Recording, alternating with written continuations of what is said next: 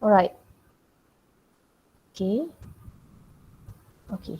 So chapter 2 kita akan tengok supply. Okay. So when we talk about supply, supply is something that deal with the producer lah, ya, producer ataupun supplier ataupun seller. Okay, so it is the ability, a willingness to sell or produce particular product and services in a given period of time, ceteris paribus, a particular price, ceteris paribus, which meaning that it is the ability and willingness of producer, of seller, of supplier to produce or to sell goods and services at particular price, ceteris paribus, right? Okay, so now we go to law of supply. Kalau masih ingat lagi demand negative relationship between price and quantity demanded. Tapi untuk supply, positive relationship between price and quantity supplied. Okay, so when price increases, quantity supply increase. When price decreases, quantity supply decrease. Ya, maknanya positive relationship between price and quantity supply. Kenapa bila price increase, quantity supply increase? Sebab producer dia nak dapatkan pulangan yang banyak. So dia nak making profit. So bila harga tu tinggi, so dia akan dapat profit lah. Kalau dia jual banyak, dia akan dapat profit. Kalau harga rendah, dia akan dapat sedikit saja. Sebab itu bila harga naik, dia akan produce dengan banyak dan dia akan cuba jual dengan banyak. Okay, so this direct relationship. Okay. Right. So now we look at the supply schedule. So this is the supply schedule. As you can see here, okay, when price reduced from 9 to 8.50, quantity reduced from 10 to 8. Yeah. So bila harga turun, quantity turun. Harga naik, quantity naik. So that's why the supply curve is upward sloping. So supply curve is upward sloping. Dia naik macam ni. Okay, to indicate the positive relationship between price and quantity supplied. Harga naik, quantity naik. Harga turun, quantity turun. So kalau senang nak nak ingat, supply curve ni macam kita daki bukit lah. Ya, kita daki bukit. Kalau demand curve tu macam kita turun bukit. Senang nak faham macam tu. Okay. So what is individual supply? Individual supply is a supply of a single producer, and market supply is the supply of a group of producers. Jadi kalau individual supply adalah supply untuk seorang sahaja, seorang yang supply. Tapi kalau market supply ada beberapa producer supply barang tersebut, itu dipanggil sebagai market supply. Contohnya macam ni lah. At RM1, producer A supply 2, B supply 0 and C supply 12. So tambah ketiga-tiga kita dapat market supply. RM2, producer A supply 4, B supply 3, C supply 14, tambah tiga-tiga dapat 21. That is market supply. Right, so now we go to the difference between change in quantity supplied and change in supply. Okay, so dia sama je macam demand lah dia punya explanation. Cuma yang ni kita tukar kepada supply. So supply is upward sloping. So change in quantity supplied is a movement along the supply curve, and it is caused by the change in the price of the same good. Other factors remain constant.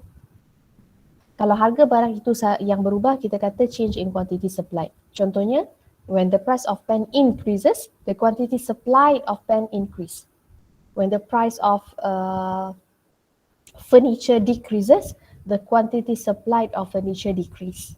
When the price of car increases, the quantity supplied of car increase. Kalau harga barang itu berubah, kita kata change in quantity supply, and it cause movement along the same supply curve. Okay, kalau kita tengok downward movement adalah contraction di mana price decrease, quantity supplied decrease. Upward movement adalah expansion di mana price increase, quantity supplied increase. Correct. Okay, now we go to change in supply. So change in supply melibatkan more than one supply curve. It is the shift of the supply curve, caused by the change in other factors influencing supply. Price of the same good remain unchanged. Bila ada harga barang itu sendiri tu, harga barang itu sendiri tidak berubah, yang berubah adalah faktor-faktor lain. Faktor-faktor lain kita kata determinants of supply. So bila faktor-faktor lain berubah, dia akan melibatkan shift in the supply curve. Shift to the right, From SO to S1 bermaksud increase supply. Shift to the left daripada S1 to SO bermaksud decrease supply. Okay, boleh? Right, now kita nak tengok apa faktor-faktor yang boleh menyebabkan change in supply ataupun shift in the supply curve. So determinants of supply. So we have the price of factors of production, the price of related goods, technology, number of seller, government policy, expectation. Okay, kita tengok price of factors of production. If you still remember, we have 4 types of factors of production: land, labor, capital and entrepreneur. Alright, so apabila factor of production ni dia ada return dia kan, reward, iaitu interest, profit, and we have salary, wages and also rental. So ini merupakan price of factors of production. So whenever this price of factors of production increases, the cost will also increase. Betul tak? So kalau kita producer, kita kena wages meningkat. Jadi kita kena bayar gaji banyak pula kepada pekerja kita. Jadi cost kita dah meningkat. So when wages increases, the cost of production increase. Jadi kalau kita supplier cost meningkat, kita nak jual banyak-banyak ke? Taklah. We will supply less. Jadi supply will shift to the left. Ataupun bila rental payment reduce. Rental reduce, cost of production akan reduce. Jadi bila cost reduce, so supplier will supply more. Jadi supply curve shift to the right. Okay? Right. And then price of related goods. Ada substitute goods dan complementary goods. Jadi substitute goods ni apa? Competitive supply. Kalau complementary goods ni kita panggil joint supply. Okay? So kita tengok yang ni dulu. Supply of a product will decrease if there is increase in the price of substitute product. Contohnya Pepsi and Coke. When price of Pepsi increase, supplier will supply less Coke. Kenapa? Sebab bila price increase, Pepsi increase, dia akan supply banyak Pepsi, dia dapat untung lebih lah. Jadi bila price of Pepsi increase, dia akan jual banyak Pepsi. Therefore, dia akan jual less Coke. So the supply of Coke will reduce and shift to the left and vice versa. Okay. Untuk complementary goods pula, increase in the price will lead to increase in the supply of complementary goods. Contohnya pen and ink. When price of pen increases, indirectly the supply of ink will increase. Sebab harga pen meningkat, akan jual banyak pen dan akan jual lebih banyak ink. Sebab kedua-dua barang tu perlu dijual sekali, serentak. Okay? So the supply of ink will increase and shift to the right and vice versa. Atau terbaliknya pun sama. Okay? Right. And then technology. Okay, so whenever the producer uses new technology, sophisticated technology, and it will affect the cost. Bila guna teknologi, kuranglah pekerja digunakan, cost of production akan menurun. Dan production process tu akan jadi lebih cepat. So when cost reduce, supply will increase and supply will shift to the right. And vice versa. Kalau tak guna teknologi, cost meningkat, then supply akan shift to the left. Right? And then number of producer or seller. Obviously, pertambahan seller, pertambahan producer dalam sesebuah negara, the supply of goods and services will also increase and vice versa. And then we have government policy. Government policy melibatkan indirect taxation and subsidy. Okay, so kita tengok indirect taxation dulu. Indirect taxation, okay, tax ni ada dua jenis, direct and indirect. So apa itu direct tax? Direct tax tu adalah tax kita bayar directly. Someone pendapatan dia dah cukup dan dia kena bayar tax kepada government. Kalau indirect tax ni adalah tax yang kita share pembayarannya dengan producer dan seller. Producer dan consumer. Right? So indirect tax ni macam sales tax, services tax, itu adalah indirect tax, tax on expenditure. Bila kita beli barang, kita bayar tax. Okay? So kalaulah ni dekat producer lah when government impose indirect tax. So the cost of production will increase and the supply will decrease. So effect of tax adalah increase tax, cost increase, supply decrease. Okay. Subsidi pula dia opposite of tax. Subsidi adalah bantuan yang government bagi kepada producer. So selalunya subsidi kepada farmer lah, kepada agriculture sector. Okay. So when farmer receive subsidi, contohnya dalam bentuk apa? Racun serangga, fertilizer and pesticides and fertilizer, baja. Jadi dia orang dah tak payah beli dah baja racun serangga ni, betul? So when government gives subsidy to the farmer, so the cost will reduce. So bila cost reduce, they will supply more. Okay. So this is for government policy. And the last one is expectation. Yeah, the higher the expected future price, the lower will be the current supply. Kalaulah producer expect harga rumah akan naik tahun depan, dia akan supply less rumah tahun ni sebab tahun depan dia akan dapat banyak untung. Okay, so they will supply less this year. Kalau ataupun dia rasa okay, tahun depan harga kereta akan turun, so dia akan produce dan supply lebih banyak kereta tahun ni sebab lebih banyak untung this year berbanding next year. Okay, so that is expectation. So inilah faktor-faktor yang akan menyebabkan supply curve untuk shift ke kanan atau ke kiri. So these are the determinants lah you have to remember. Okay. Alright.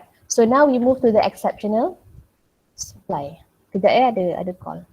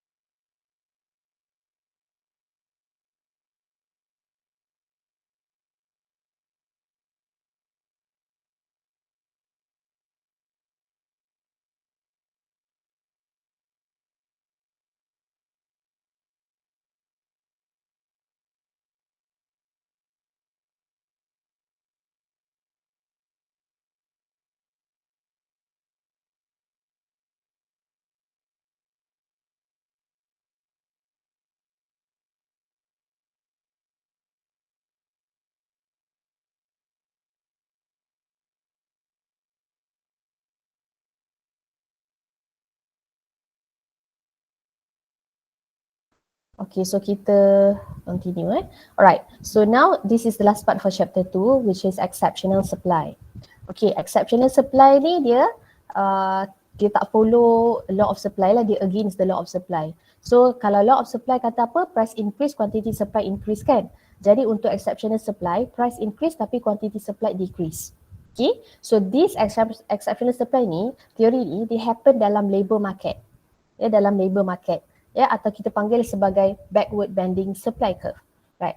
Kalau you all boleh rujuk ya textbook page 62 tak silap saya. Okay, so boleh rujuk textbook ataupun saya akan share dia punya gambar dia.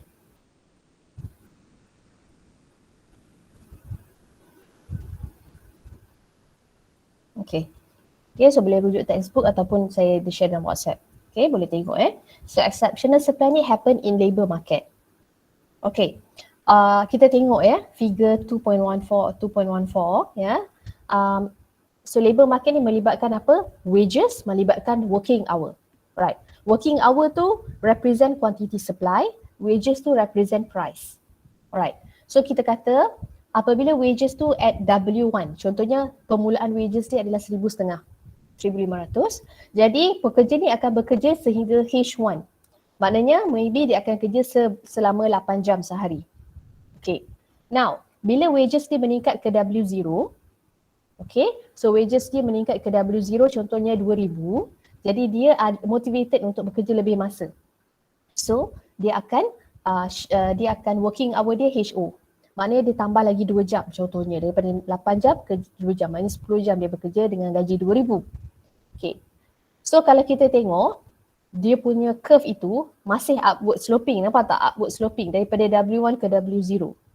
Ya, maksudnya wages increase, people will work more hours. Ya, ataupun bila price increase, quantity supply increase. So this one masih follow lagi law of supply. Ataupun kita panggil sebagai substitution effect. Maknanya pekerja ni substitute untuk daripada leisure kepada more working hour. Okay, now selepas WO, okay, wages dia meningkat ke W2, contohnya wages dia meningkat hingga 3,000. So maybe pada waktu ini, dia dah naik pangkat.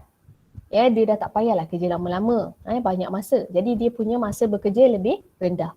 Ya, jadi dia akan kerja H2 sahaja, 6 jam sahaja sehari. Ataupun orang dah tua, dah tak berapa nak sihat, jadi dia kerja kurang jam bekerja.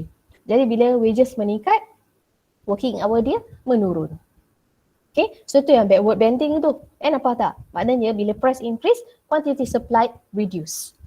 Okay, so ini kita panggil sebagai income effect ataupun exceptional supply curve. Okay, boleh faham tak? Simple je lah, tu je. Okay?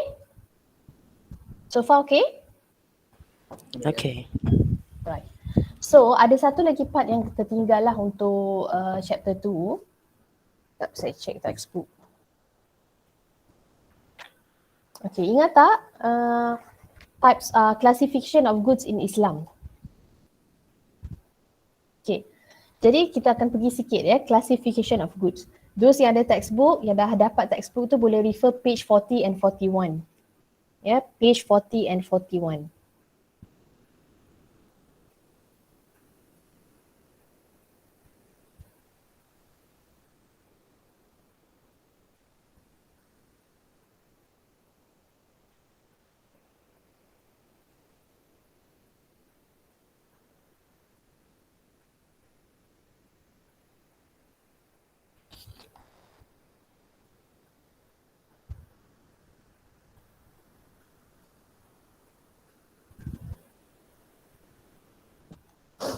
Saya share.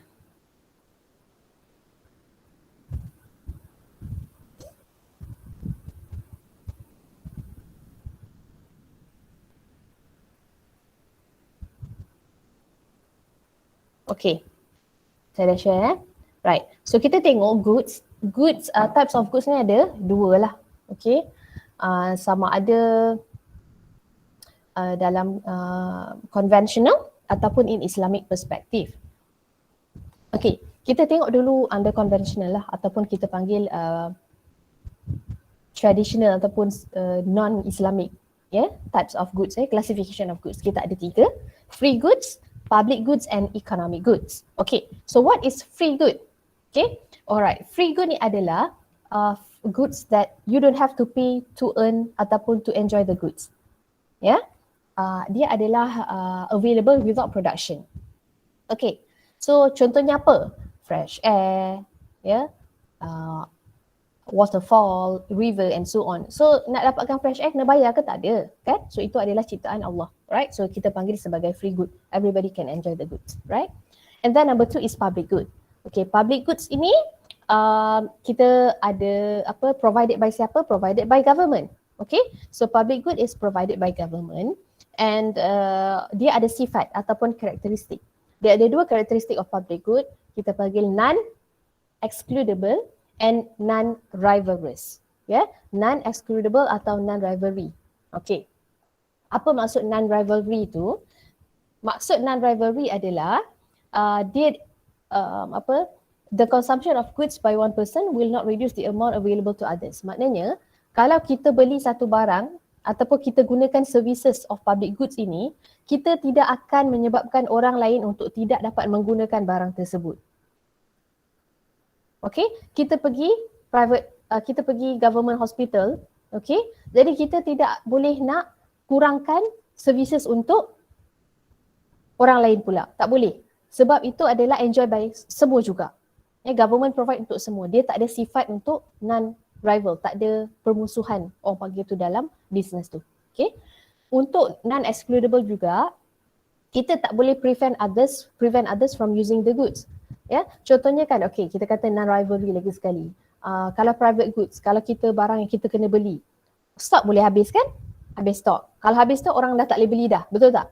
Tapi kalau goods, barang public goods ni mana ada habis stok? Kan?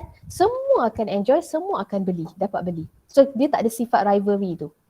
And excludable pun kita tak boleh prevent others. Tak boleh prevent orang lain untuk guna sekolah kerajaan, hospital kerajaan, tak boleh prevent others.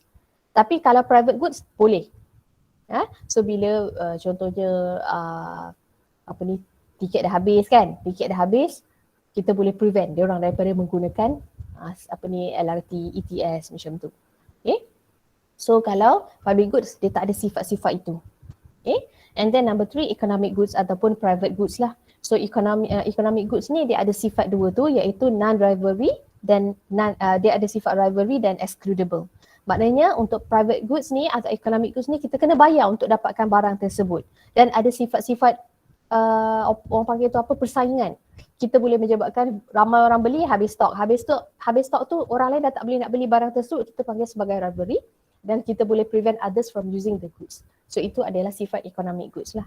Right? Okay. Dalam Islam dia berbeza dengan konvensional. Sebab dalam Islam kita ikut apa? Syariah, maqasid asy-syariah. Jadi dalam Islam kita classification of goods itu according to the needs, hierarchy of needs. Alright? So kita ada daruriyah, hajiyah, kamaliyah, tarafiyah.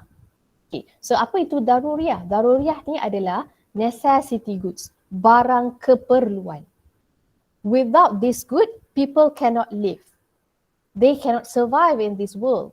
Tanpa makanan, tanpa education, tanpa pakaian, kita tanpa tempat tinggal tak boleh hidup. Orang akan mati.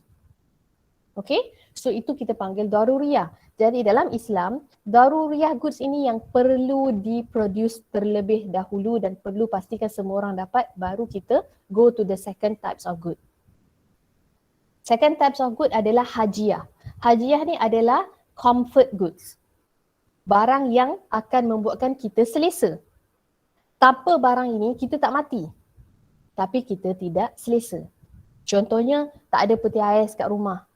Mati tak? Tak mati pun. Tapi kenalah beli hari-hari kan. Makanan apa ni lauk-lauk basah tu nak kena masak ayam lah, ikan lah kan. Tapi tak mati pun kalau tak ada peti ais. Tapi kita rasa tak selesa hari-hari nak keluar beli. Ataupun tak ada aircon. Mati tak? Tak ada aircon. Tak mati pun, tapi terlalu panas lah lagi-lagi tinggal kat Kedah ni kan, terlalu panas. Tak selesa lah, kita tak selesa macam tu. Faham tak? Comfort goods dia hanya menyebabkan kita punya supaya kita hidup lagi selesa. Okay. Number 3, kamaliyah. Ataupun kita panggil tahsiniyah. Kamaliyah atau tahsiniyah. Okay, kamaliyah atau tahsiniyah ni adalah luxury goods. Barang-barang mewah lah. So bila dah satisfy, kita dah fulfill daruriyah dan hajiyah, baru kita fulfill luxury goods. Okay, luxury goods ni barang mewah lah. Barang ini kita kalau tak ada, kita boleh hidup dan hidup dengan selesa. Walaupun kita tak ada barang ni. So barang ni adalah dia macam value added kepada kehidupan kita lah. Okay, so barang-barang luxury ni macam kereta yang mahal, rumah banglo, rumah kondominium, and then handbag yang berjenama, barang-barang kemas. Okay, so ini adalah luxury goods. Without luxury goods, we can still live comfortably. Okay, and the last one is tarafiyah. Tarafiyah ni adalah something ataupun kita kata apa, berlebih-lebihan. Waste. Kita dah go to waste pula, dah macam berlebih-lebihan. Okay. So this is actually bukannya haram. Tarafiyah ni bukan haram secara natural. Dia adalah non-permissible in terms of dia menyebabkan kita ni extravagant. Berlebih-lebihan. Okay? Contohnya kita beli barang tu terlampau banyak. Beli makanan banyak, tak habis makan. Itu extravagant. Itu merupakan tarafiyah. Beli kereta macam-macam tapi tak guna pun kereta tu, guna satu kereta je. Kan orang-orang kaya punya sifat macam tu kan. Belilah handbag sampai 200 handbag pun, 200 handbag tapi yang pakainya satu je bag. Ada yang berpasang-pasang kasut tapi yang pakai kasutnya satu saja. Itu yang tak boleh. Kan kita tidak boleh berlebih-lebihan dalam Islam sebab dalam tu dia kata apa? It has been stated in Quran, surah Al-Furqan, the true servants of the merciful one are those who are neither extravagant nor niggardly in their spending but keep the golden mean between the two. Meaning that we have to be bersederhana, tidak boleh berlebih-lebihan. Because bila kita berlebih-lebihan, it is the act of Satan. Okay? Right. So that is for classification of goods in Islam. Okay, semua faham? Faham, Madam. Okay. Faham, Madam. Alright. Jadi since you all pun dah buat latihan, insyaAllah lagi faham lah kan untuk chapter 2 ni yang supply side. Okay, boleh kita continue untuk elasticity? Boleh? Yes. Boleh.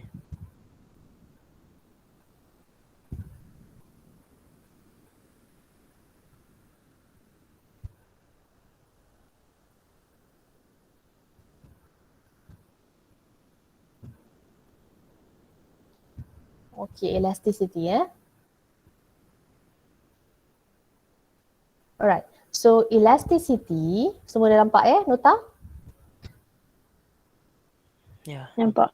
Okay, what we're going to learn in this topic is that kita akan tengok elasticity of demand and elasticity of supply. Okay, dalam elasticity of demand dia ada 3 jenis elasticity lah.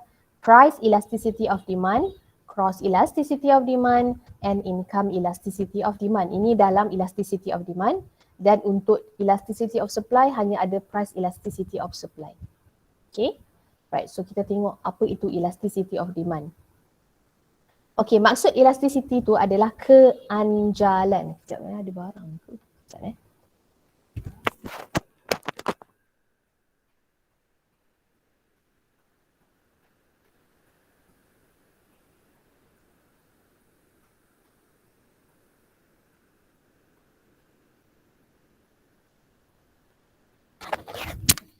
Okay, tak ada. Right. Elasticity tu bermaksud keanjalan. Okay. So kalau keanjalan tu bermaksud kalau kita ada getah, kita tarik getah tu, kalau getah tu boleh pergi jauh, tu maknanya anjal lah. Dan kalau kita tarik sikit saja dah ketat, itu maksudnya tidak anjal. Alright. So elasticity of demand adalah kita nak measure the sensitivity of consumer, apabila harga berubah, harga barang lain berubah, dan apabila income berubah. Okay, so the definition of elasticity of demand is that it measures the response between the percentage change in quantity demanded with respect to percentage change in price of other goods, and income level. Right? Sebab tu kita ada 3 jenis elasticity of demand, price elasticity of demand, income elasticity of demand, cross elasticity of demand. Okay, so apa itu price elasticity of demand? So it measure the responsiveness of of quantity demanded whenever the price of the same good changes in percentage. So bila kita explain dan kita deal dengan elasticity, value dia mesti dalam bentuk persen, peratus. Okay? Right. Income elasticity pula, kita nak tengok change in the demand. What happened to the change in the demand in percentage when the income changes in percentage. And kita nak tengok cross elasticity adalah when the price of other good changes, what happened to the demand of the other goods. So itu adalah ketiga-tiga jenis elasticity of demand. So kita tengok dulu price elasticity of demand. Okay, so tadi saya kata apa? It measure the responsiveness of siapa? Of consumer. In terms of percentage change in quantity demanded with respect to percentage change in the price of the same good. Okay, so formula dia apa? Ambil saja percentage change in quantity demanded bahagi dengan percentage change in price. Okay, ini formula dia lah. So percentage change in quantity demanded of good X divided by percentage change in price of good X. Okay, jadi kita guna formula ni lah kita kembangkan Q1 minus Q0 over Q0 times P0 over P1 minus P0. Okay, apa itu QO, Q1? Q0 bermaksud all quantity. Q1 bermaksud new quantity. P0 all price and P1 new price. So kalau kosong tu maknanya kuantiti sebelum, harga sebelum. Kalau satu maksudnya kuantiti baru, harga baru. Okay. Right, so ini contoh kita tengok. If price of good X increases from 8 ringgit to 20 ringgit and the quantity demanded of good X decreases from 8 units to 4 units, calculate the price elasticity of demand of good X. So kita dapat je soalan macam ni, first of all kita identify lah P0, P1, Q0, Q1. Jadi P0 di sini, mana yang datang dulu itu adalah P0 lah. So harga sebelum 8, harga selepas 20, kuantiti sebelum 8, kuantiti selepas 4. So kita masukkan macam ni. And then kita masukkan dalam formula tadi itulah. Percentage change in quantity demanded over percentage change in the price of good. So formula dia yang tadi tu, kita masukkan. So masukkan setiap satu. 4 minus 8 over 8 times 8 over 20 minus 8. So bila kita kira, kita akan dapat negative 0.33. Okay, boleh tak you all kira? Negative 0.33 saya nak tengok. Dapat tak this elasticity? Kira sekarang?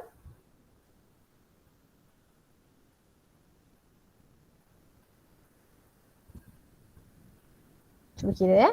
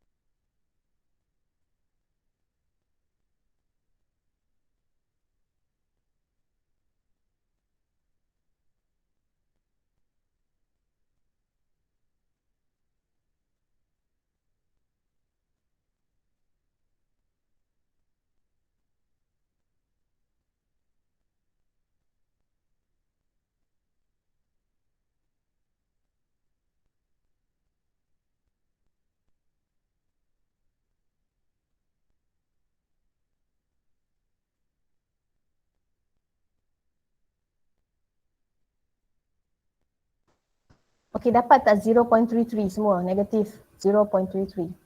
Dapat. Okay. Alright. Dapat jam.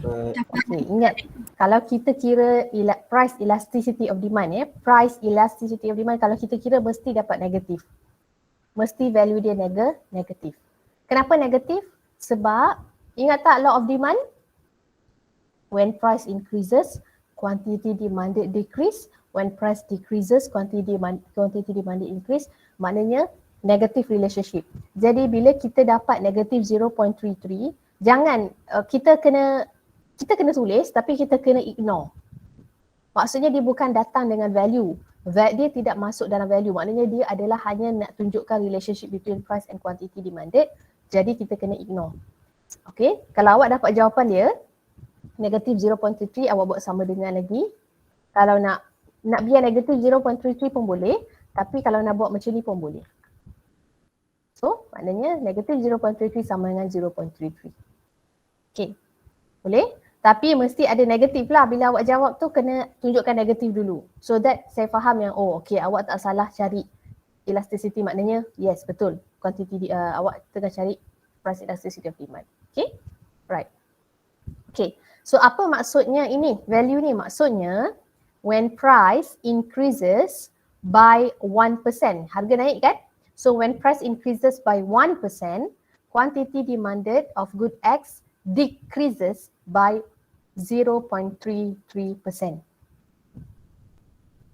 When price increases by 1%, the quantity demanded of good X decreases by 0.33%. Itu maksudnya value tu. Okay? Right. Now, boleh tak cuba ni? If the price of bag increases from 30 to 40 and quantity demanded decreases from 8 to 5, calculate the price elasticity of demand for bags. Okay, cuba kira yang ni.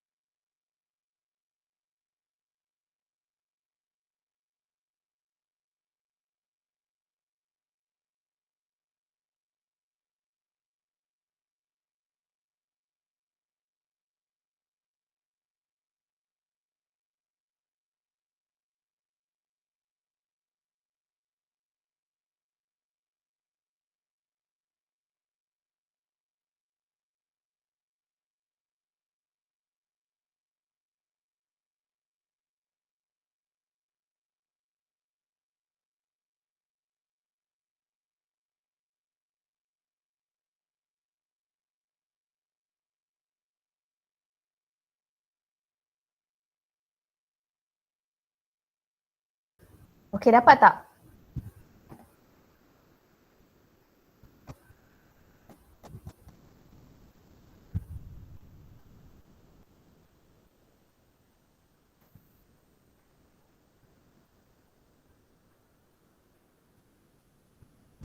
Dapat 0.125. Okey. Semua dapat tak? Ya, dapat. Negatif 0.125. Is it true? Sekejap ya. I think saya dapat lain pula. Saya dapat negatif 0.88. Sekejap.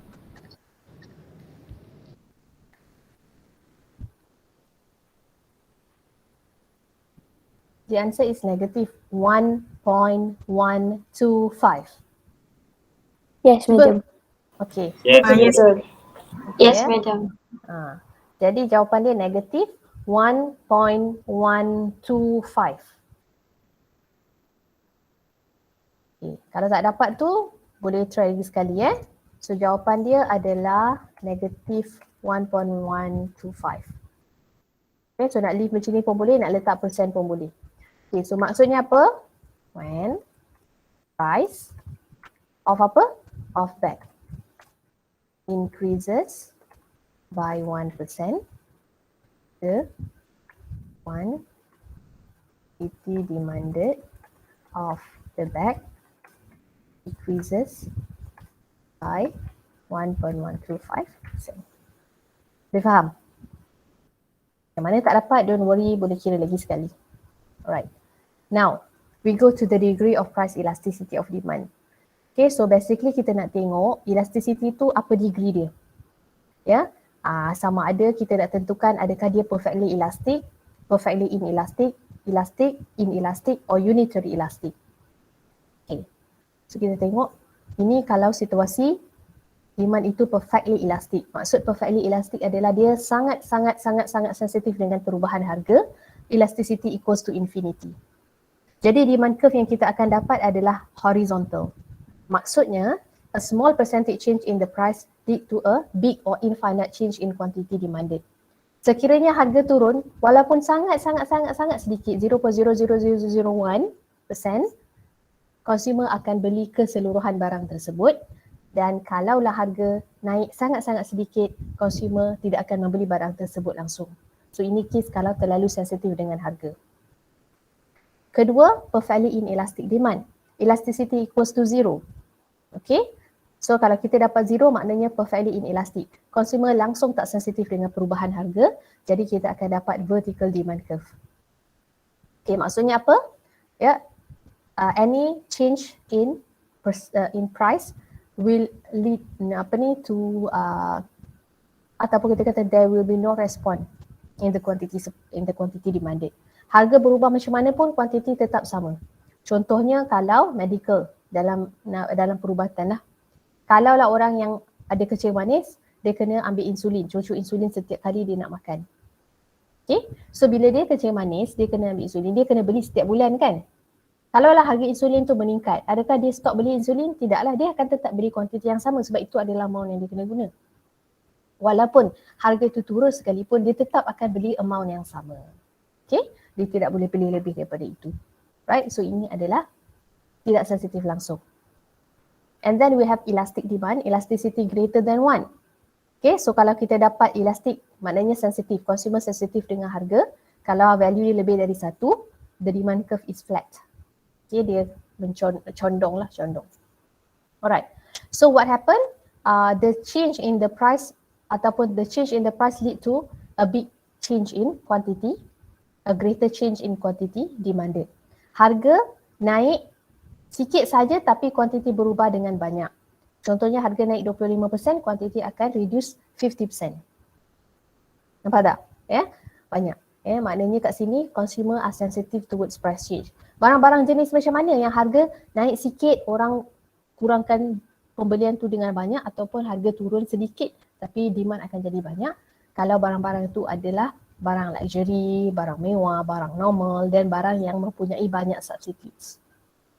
Okay. And then we have inelastic demand, tidak begitu sensitif. Elasticity smaller than 1. Kalau kita dapat less than 1, maksudnya demand is inelastic. The demand curve is steep. Maknanya change in the price lead to a smaller change in quantity demanded. Harga naik 25%, quantity reduce 10% saja. Okay, barang-barang jenis apa ni? Tak begitu sensitif dengan harga. Barang-barang yang mempunyai low substitutes macam petrol, and then barang-barang yang macam cigarettes. Okay, so inelastic demand. And the last one is unitary elastic. Elasticity equals to 1. Kalau kita dapat 1, itu maknanya unitary elastic. Kita dapat hyperbola demand curve. So change in the price and quantity adalah sama. 25% change in price, increase in price, quantity pun reduce 25%. Okay, so basically kita ada 5 degree lah. Perfectly elastic, perfectly inelastic, elastic, inelastic and unitary elastic. Kenapa kena tahu semua-semua ni? Sebab kita nak tahu apa yang kita kira ni tadi. Kita nak tahu degree of elasticity ni. So negative 0.33, ingat negatif kita ignore 0.33. So 0.33 ni value dia lebih dari 1 ke kurang dari 1? Value dia kurang dari 1. Kalau kurang dari 1 bermaksud barang ini adalah apa?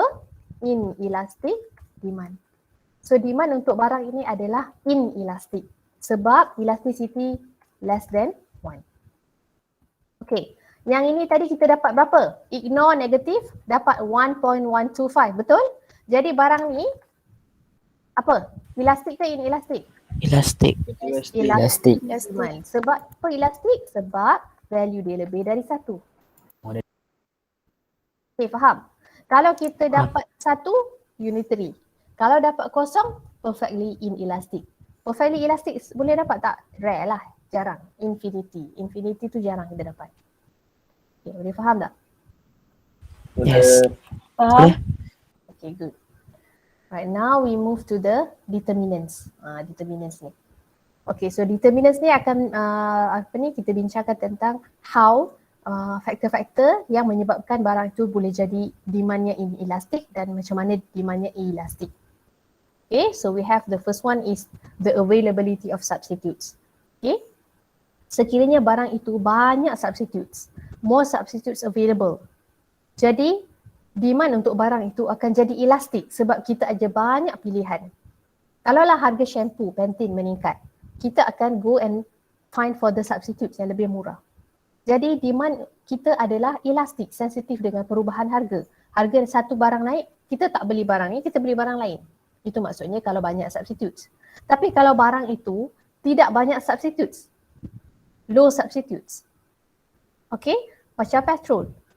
Ya? Adakah harga naik kita tak beli? Tak boleh lah, kita kena isi minyak kan untuk jalankan motor, nak kereta, nak bawa kereta. Jadi kita perlukan juga petrol.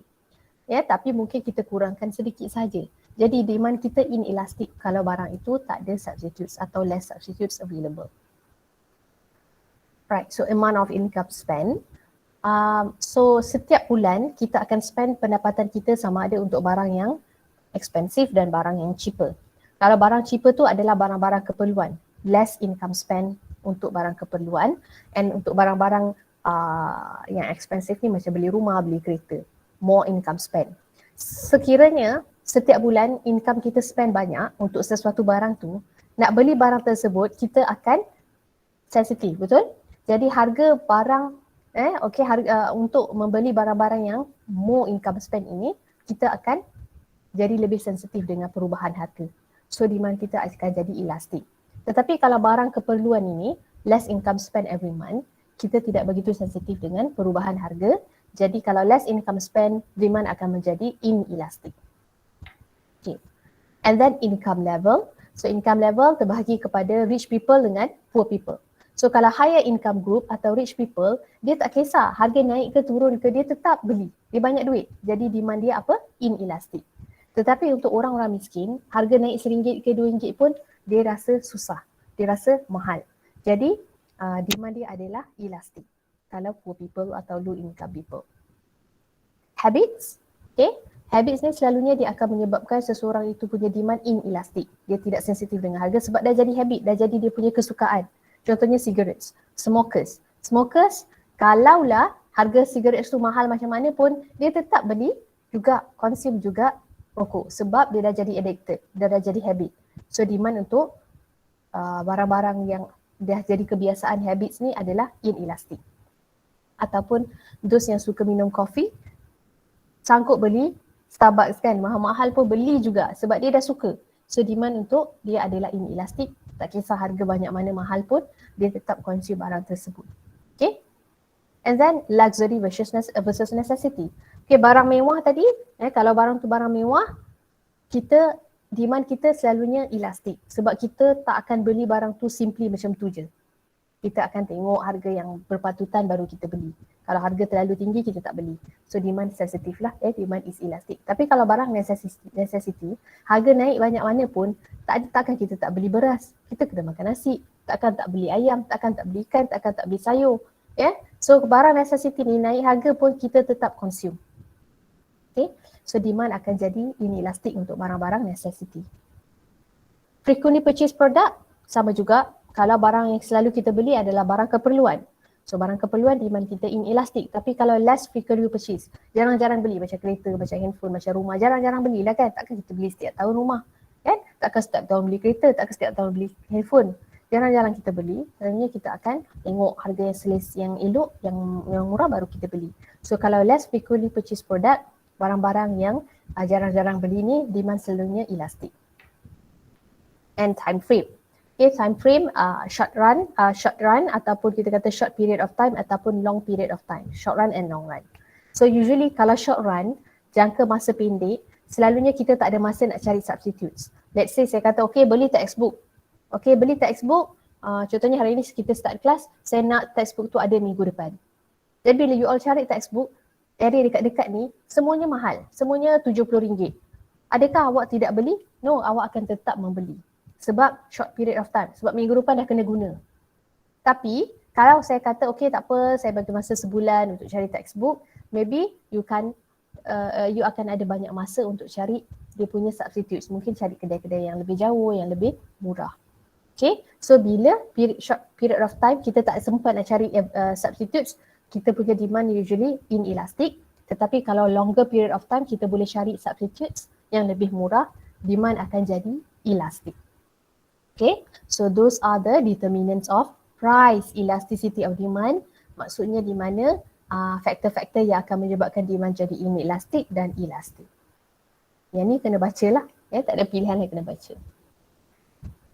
Okay, so far okay? Okay. Okay. Okay, madam. Yeah. Yeah, alright. So last yang kita akan tengok sebelum kita buat exercises.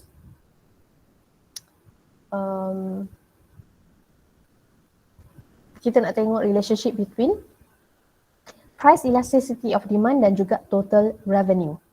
Okay, so elasticity ni penting juga kepada producer. Ya, sebab producer ni dia nak dapatkan pulangan yang banyak, dia kena tahu apakah harga yang sesuai, harga yang tepat untuk dia letakkan barang-barang yang dijual. Kalau dia letak harga yang tepat, bermaksud dia akan dapat revenue dengan banyak. Kalau dia salah letak harga, revenue dia akan berkurangan.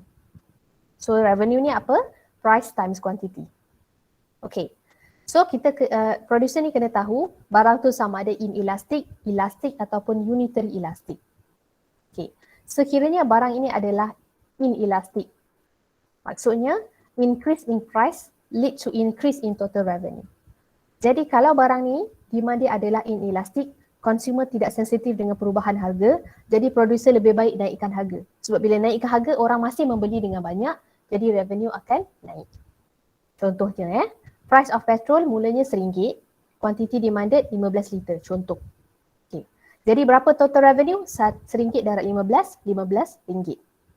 Let's say harga petrol naik ke RM1.50. Orang stop beli petrol ke? Taklah, sebab petrol ni tak ada substitutes. Jadi orang akan masih beli. Mungkin kurangkanlah, sebelum ni isi 15 liter, sekarang isi 13 liter. So RM1.50 darab 13, RM15.50. Jadi dia dapat tak untung? Nampak tak? Harga naik, revenue dia meningkat dari 15 ke RM19.50. Jadi maksudnya kat sini, kalau barang tu, producer identify barang ni, orang memang cari. Walaupun harga naik masih membeli, jadi better dia naikkan harga supaya dia akan dapat revenue dengan banyak. Okay? Okay, now kalau barang tu elastik macam mana? Kalau barang tu elastik, increase in price will reduce the revenue. Sebab orang akan sensitif dengan harga. Harga naik sikit je orang tak nak beli, baik cari tempat lain. Kan? Jadi kalau nak naikkan revenue, barang elastik ni producer kena turunkan harga. Contohnya harga bag. Bag ni banyak substitutes kan? So pada mulanya harga bag RM20. Then revenue untuk 10 bag. Kalau beli 10 bag berapa revenue? 200. Let's say harga bag ni naik ke RM30. Barang ni adalah barang yang banyak substitute. Jadi orang kalau dah naik ni orang akan cari kedai lain. So demand untuk barang ni akan turun ke 5 unit. So berapakah revenue? 5 darab 30, 150. Nampak tak? Harga naik, revenue dia akan turun. So kalaulah barang ni adalah barang yang elastik demandnya, so better turunkan harga, turunkan harga untuk naikkan revenue.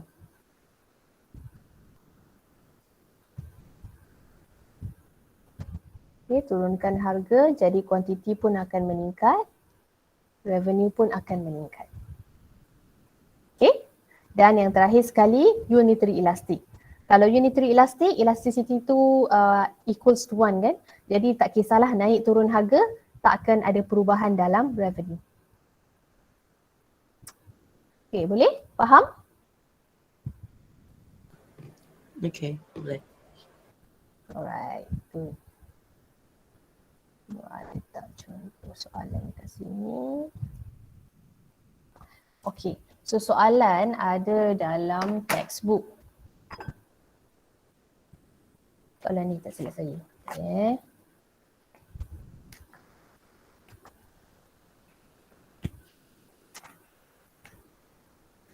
So elasticity yang kita kira tadi tu, formula tadi tu kita panggil simple formula. So untuk you all tak payah belajar midpoint. Kalau dalam textbook tu nampak midpoint, jangan belajarlah, just skip saja midpoint. Sebab you all kena belajar hanya simple calculation sahaja. Okay. Right. Jadi saya nak you all cuba buat page 95 dalam textbook short answer question, page 95. Okay. Soalan 1. The table gives the demand and supply schedule for goods ABC. Calculate the following and find the degree of responsiveness of elasticity. So, awak cari A dengan B. Okay, soalan ni.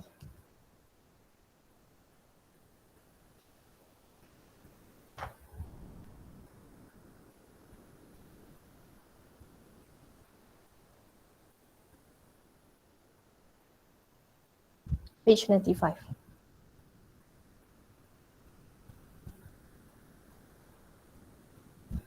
Okay. So, buat soalan A dan B. Sebab yang C dengan D tu adalah supply. Okay, so cuba buat. Okay. Awak cari elasticity dan cari degree of responsiveness. Yes, elastic ke inelastic, right? A dengan B. Boleh tak? Faham tak soalan tu kalau awak tengok?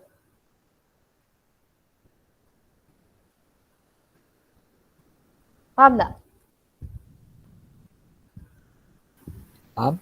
Okay, soalan A kita tengok price find the calculate the following and find the degree of responsiveness. So A price elasticity of demand when the price increase from 4 to 6. So kita kira price elasticity of demand kalau harga naik daripada 4 kepada 6.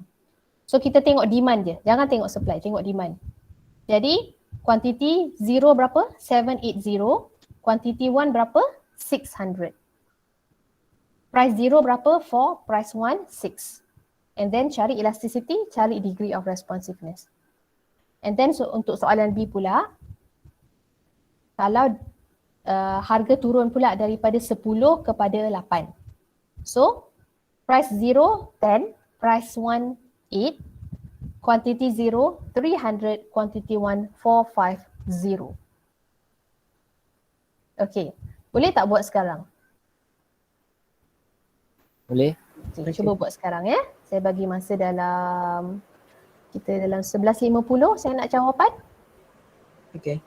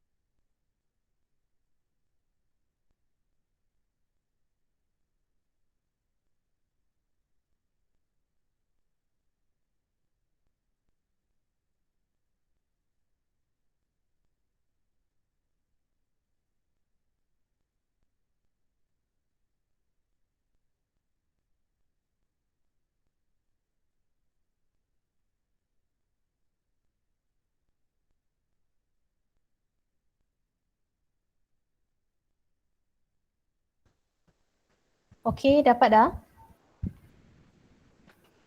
Dapat, madam. Dapat. Okay, soalan A berapa?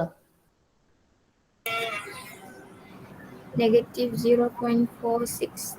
Okay, negative 0.46. So degree dia apa? Inelastic Inelastic demand. Kenapa inelastic demand? sebab dia Less than 1. Elasticity than one. of demand Less than one. less than 1. Okay, untuk soalan 2, untuk soalan B berapa? Negative 2.5. Okay, negative 2.5. And the degree is? Elastic. Kenapa elastic? More than- more than More than one. Okay, because elasticity of demand more than 1. Okay, very good. Okay, so kalau 0.46 maksudnya, kalau kita nak interpret, maksudnya when price increases by 1%, the quantity demanded of good ABC decreases by 0.46%. Untuk B, when price decreases by 1%, the quantity demanded of good ABC increases by 2.5%. Boleh? So saya rasa semua boleh kan? Okay, Boleh madam. alright. Boleh. boleh. Jadi insyaAllah kita akan continue dengan yang lain kelas hari Rabu. Okay? Okay. Okay, madam. Okay. Okay, thank you so much for today. See you again, Thank insyaAllah. you madam. Thank you, madam. Thank you, madam. Okay, madam. Okay, Madam, ya, notes ni madam bagi dalam group kan tu? nanti saya bagi. Okay. Okay, thank you. Ya.